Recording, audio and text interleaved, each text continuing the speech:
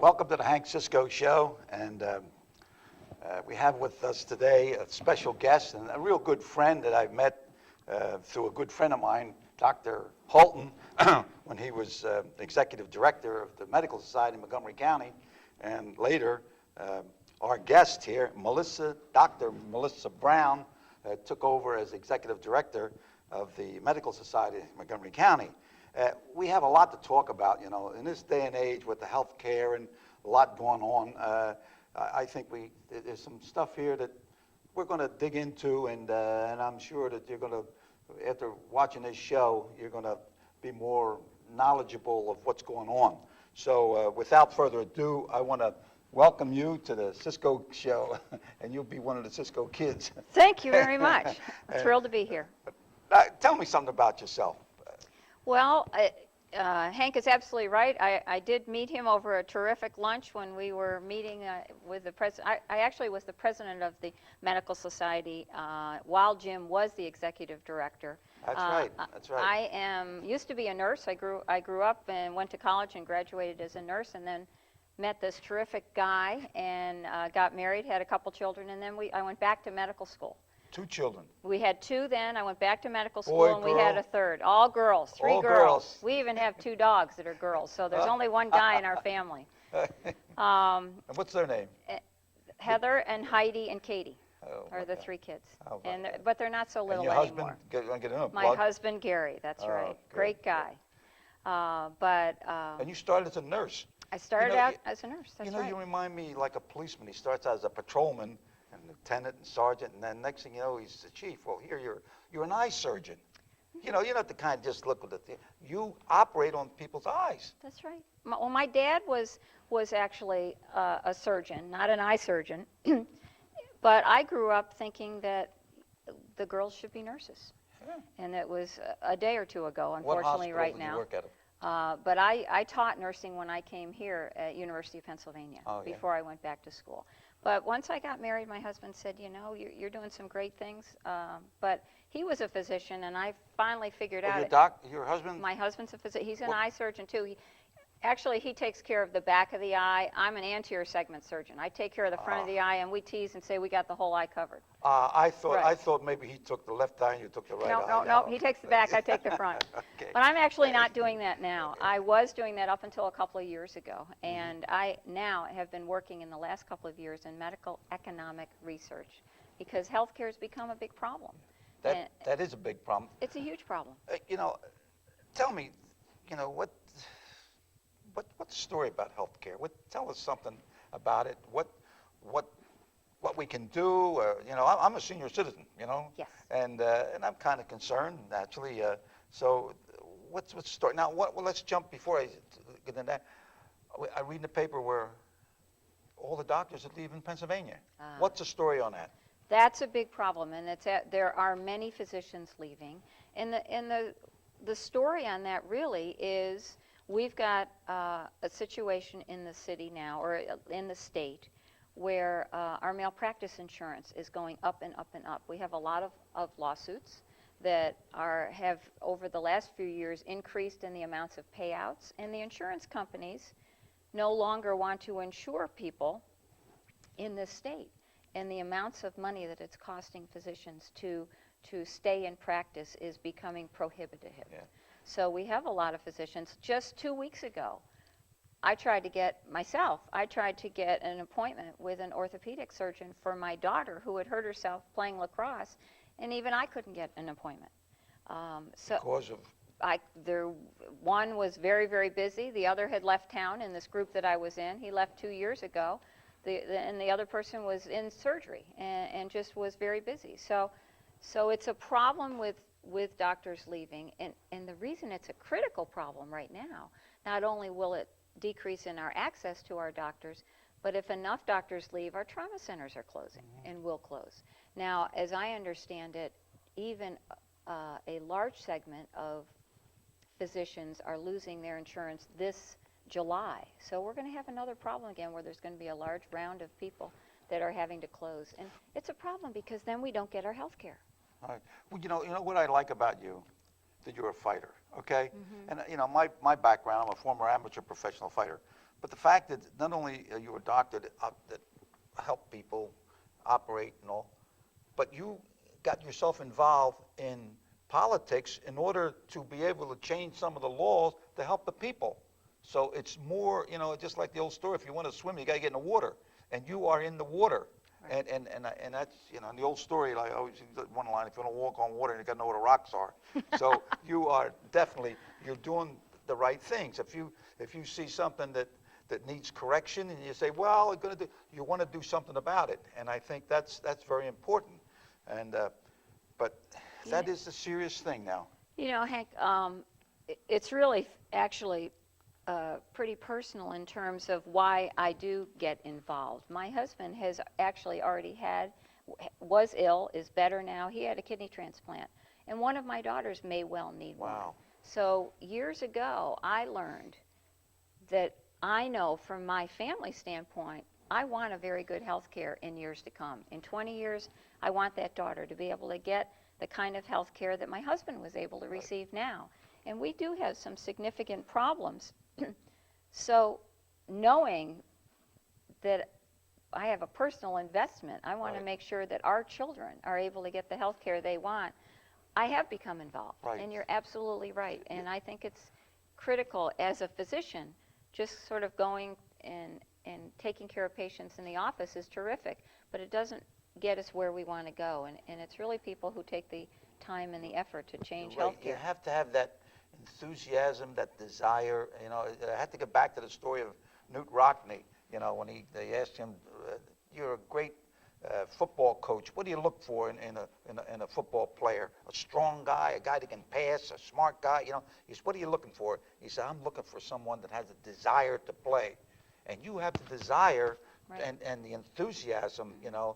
From starting from the bottom as a nurse right on through, and then if you see something needs correction, you can't do it as a physician, so you're going in where they make the laws, and so you can do it. I think that's great. I'm not your campaign person, but I'll tell you, if you need a campaign guy, hey, this is it. She's not running for office, okay, but she has all the ingredients to be. I will have to correct you, though, to tell you, as a nurse, I would not say, I can't let you go on that one comment. As a nurse, you're not starting at the bottom. As a nurse, I mean the bottom so, as far as knowledgeable to learn something about. You're absolutely right. You're right. I don't want to use that term. Nurses are From the beginning. I think I'm a much better doctor. Now I'll probably get myself in trouble. But I think I'm a much better doctor because I was a nurse first. Well, that's right. I absolutely do. I think the way we approach things and approach people, it broadens out the opportunities. So I love my nursing background. I love it. Certainly. It's the same thing with a patrolman. If he becomes Right. chief, it's say, Right. man, look at Frank Rizzo, or the mayor. He was a commissioner. You started from the bottom. I call it the bottom. You want to start from the beginning, whatever you want. Right. But it's not down. Listen, I've been in and out of the hospital quite a few times, so I know how important nurses are. They're terrific. They're the greatest. Now your education. Now what schools did you attend? And everybody. They look at the diplomas on the wall and all. Tell us something about yourself. Well, I started out in upstate New York at a small college called Keuka College. Who? Keuka, K-E-U-K-A, You're small not Italian, is it? college. No, it's not. As a matter of fact, Sounds I'm on the board up there. I was just up there this last weekend. And you just got appointed at something big. I think Heavy. it's exciting. Tommy Thompson, the Secretary of HHS, appointed me to be on Wait a minute. That title, who is he? He's our secretary from in the Bush administration of Health and Human Services, Tommy Thompson, and he appointed me. Oh yeah. He was a senator or someplace. He was governor, Wisconsin. Governor. That's right. Yeah. Okay. Yeah. And he appointed me on the National Advisory Council to the Institute of Aging in the National Institutes of Health. That's me. That's aging. right, because a lot of 79 and still bobbing and weaving. a lot of my patients are seniors and have been over the years, and a lot of the sort of causes I've pushed for, including health care, including prescription drugs, a plan, are for seniors. So I was excited that what that means is when research grants come in to the National Institute of Health in the aging department, I'll be on the council. We'll take a look at them. Do I think that they are worthy of being funded, and is there a way that I can help sort of channel the best the best research to help solve some of the problems for aging. So Like- I am excited about that. A lot of senior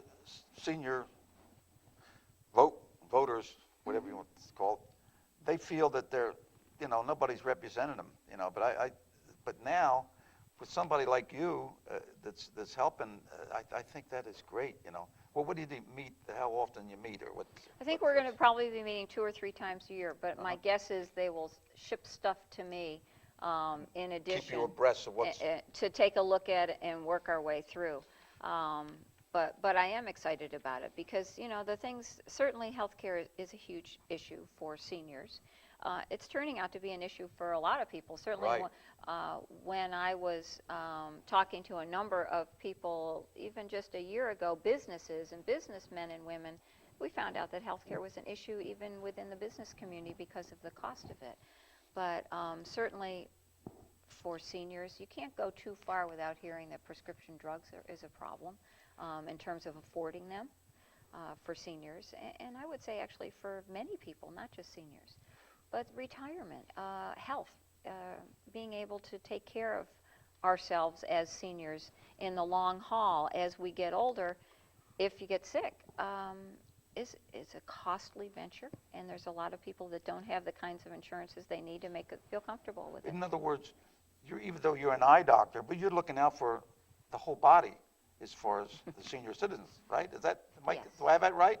You're not just worrying about one particular, say, well, I just worry about the eyes, I worry about the nose, but you're looking out for the overall, and to help where help is needed.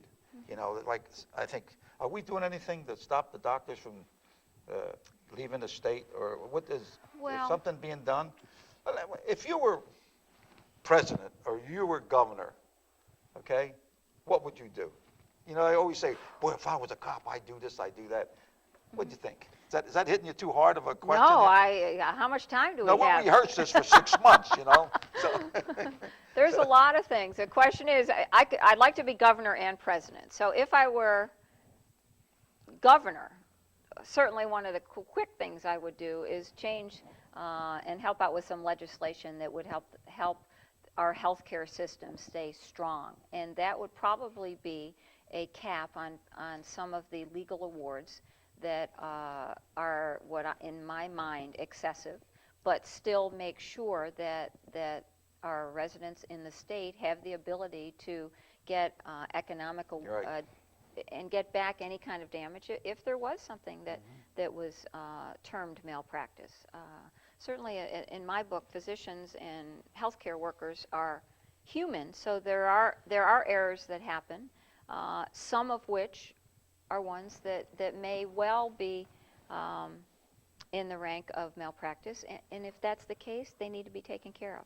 But that's one thing I would do is change some of the laws in the state. But in the country, again, healthcare is going to be a huge issue over the next couple of years, and it is now. What else? What other awards or appointments since within the last couple of years or so? For me? Yeah.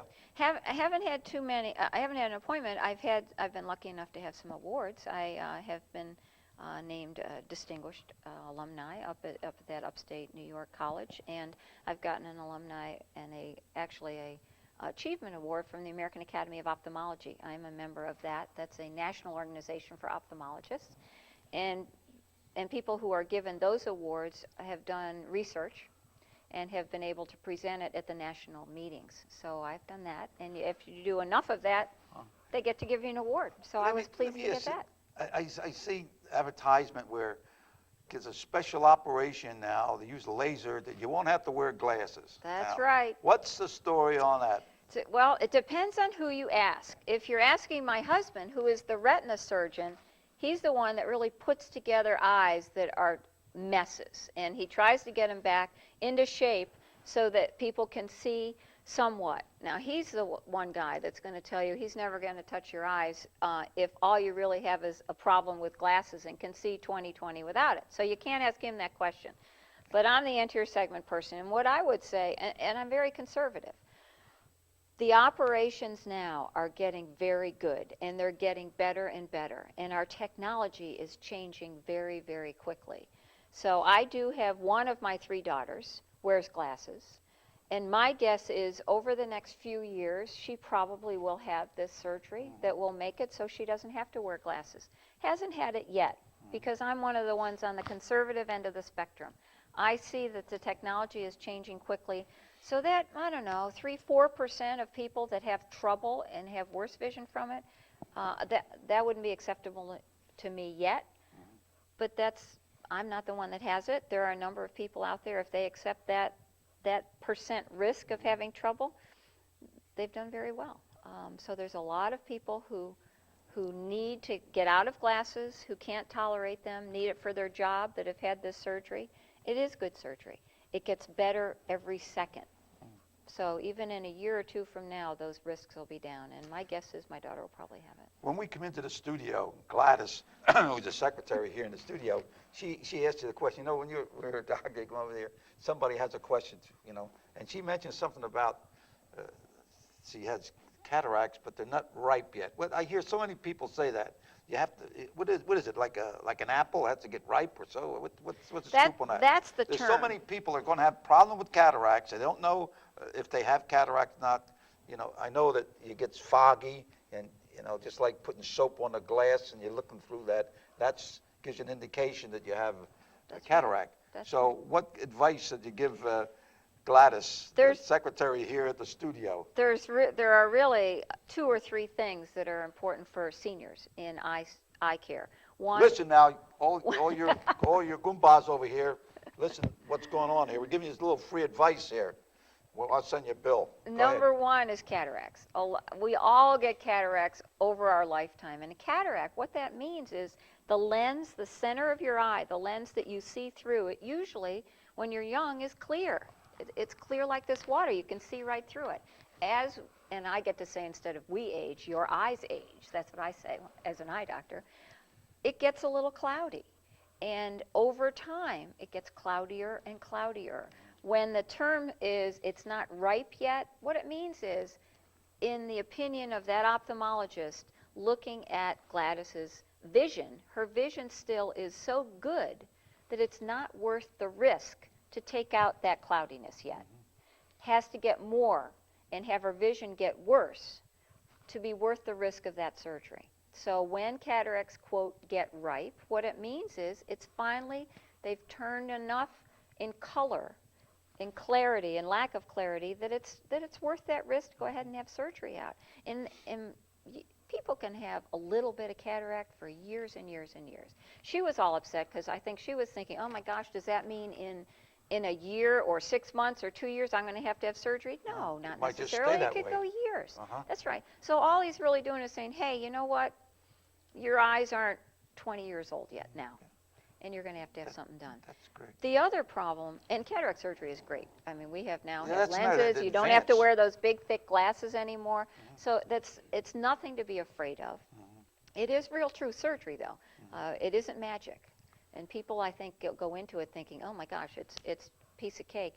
It is good surgery, but it's not magic. It's still surgeons with instruments in your eye. Don't make a mistake. I always get a good night's sleep before I do cataract surgery. That's what I always tell them. Get a good night's sleep. That's right. That's right.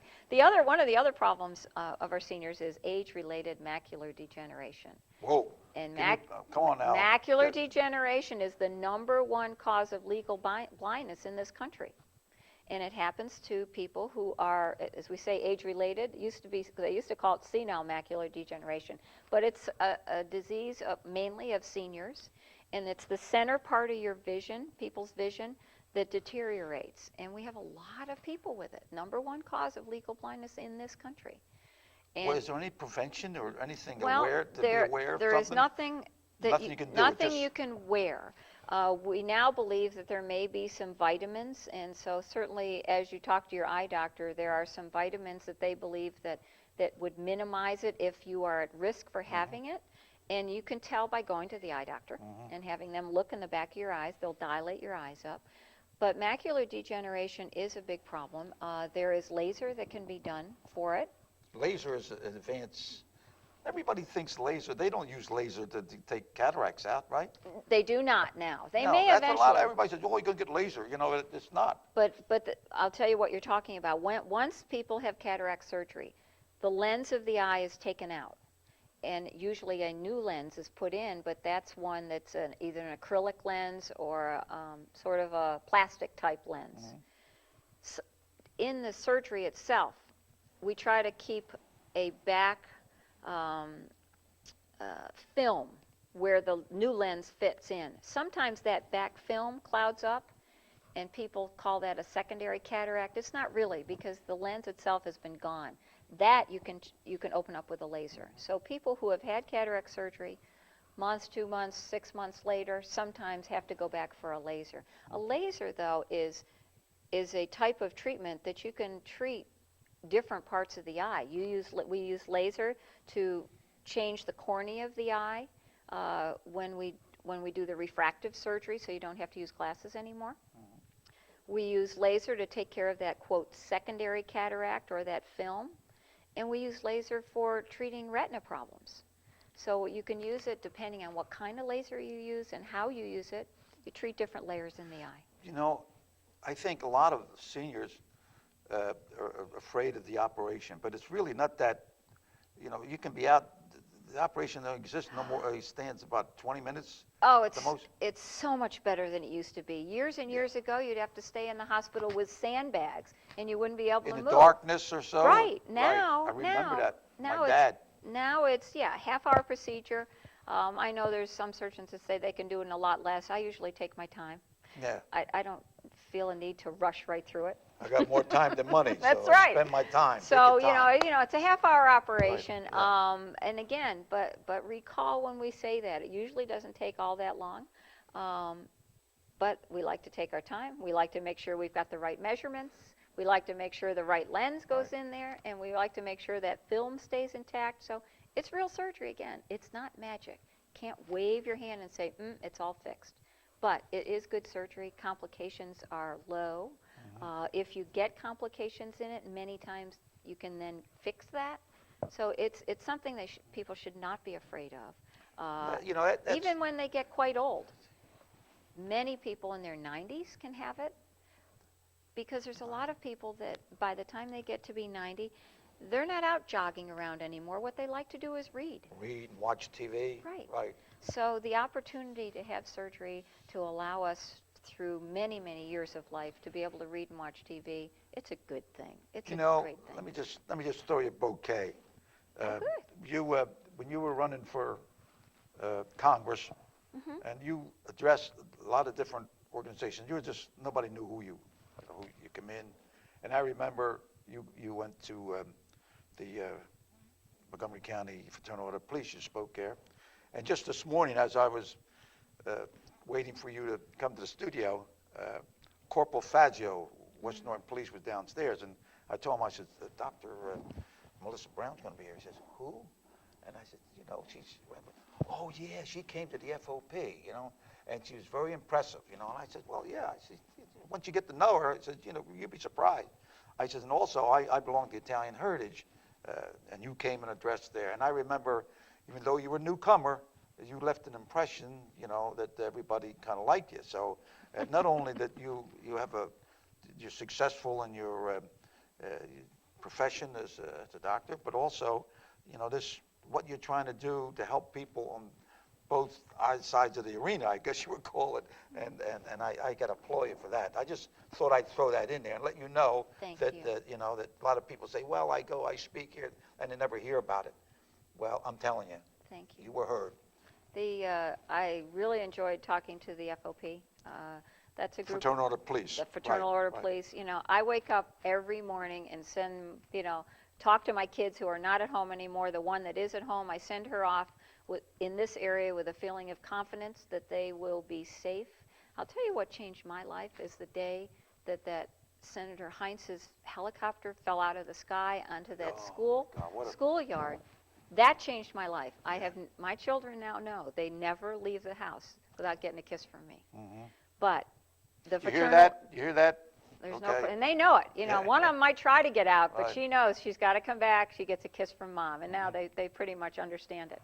But the Fraternal Order of Police are one of the groups of people that make my life every morning feel much more comfy, Right. and understand that when I send my family out, that they're out there helping out, and that they're watching for me. And I can't thank them enough, ever. And it's good that the police have someone like you that appreciates what the police do every day. And I think that's great. What else you want to tell me about yourself? Well, I'm thrilled to have the chance to be here with you, because I like talking with the community. I used to do patient education for years before I went back to school as a physician, and that's part of what I've done as a physician, is that I spend a lot of time with my patients talking about their illness so they can go out and conquer it. So they can go out, I can help them get back in shape in terms of glasses, or in terms of having the ability to see. But then what I want them to do is take that and keep going, do what they would like to make their life fulfilled. When we talk about these kids and my children, right now, my youngest daughter, who is looking at colleges and looking at schools, and I keep telling her, use what we have. America is an incredible place. You're giving advice to your daughters, right? Mm-hmm. And that same advice is for every student here at Norristown High School, and any high school student that's watching this show. Let me hear that again. A good advice for students today. Well, my advice is to try to lead your life in a way that you become involved. Don't just sort of be a passenger all the way through. There's a saying that my husband taught me years ago, that there are times when that I'm trying to think what it is, that sometimes you can watch things happen, you can make things happen, or you can sit around and say, what happened? Well, yeah. I'm in the one that I like says that. you want to be able to make Right, things happen. right. And if you work hard and set some goals, you can make that happen. Yeah. And that's what I tell my daughter all the time. She wants to go to this college, then let's do what we need to do, make it happen. And while you're in school, I remember there was an elementary teacher told me one time, he said, the kids going to school, get an education, just like going in a shopping center. You got a push cart, put the food in there, and when you get to the checkout counter, you'll have something there. Don't just go in school and not learn anything. Just sit there not doing anything. And when you get to the checkout counter, graduation, you have nothing. So I think that's important while you're in school. They're beautiful years here at school. You get that education, your friendships, that you get to know everybody, and it stays with you the rest of your life. You're absolutely right, but you have to get the basics down. There's no question about it. When I went back to school, I had to go back and take more math and take some science, because when I went through, it wasn't all that important for me.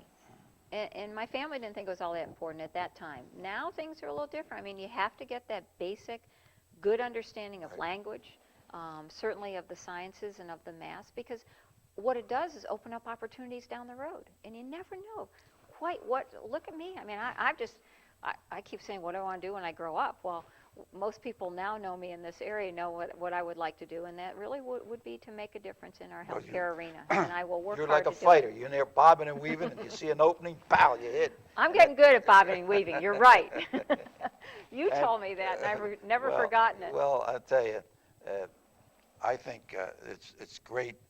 There's not too many women physicians, are there? Oh, sure. Surgeons. Yeah, no, Not there's physicians, a lot now. surgeons. Well, no, there are. Surgeons. I understand there are a lot of women surgeons, and there are a lot of terrific women surgeons. Yeah, Absolutely. well, I'm not talking about Yeah. but There's a lot. there are a lot. I think in my class in medical school, we possibly had maybe a third of the class, and now almost probably half of each of class are women. So, no, you can find good women surgeons in every specialty. Well, I'm glad, because you are a class act, let's put it that way, okay? And I use fight terms, okay?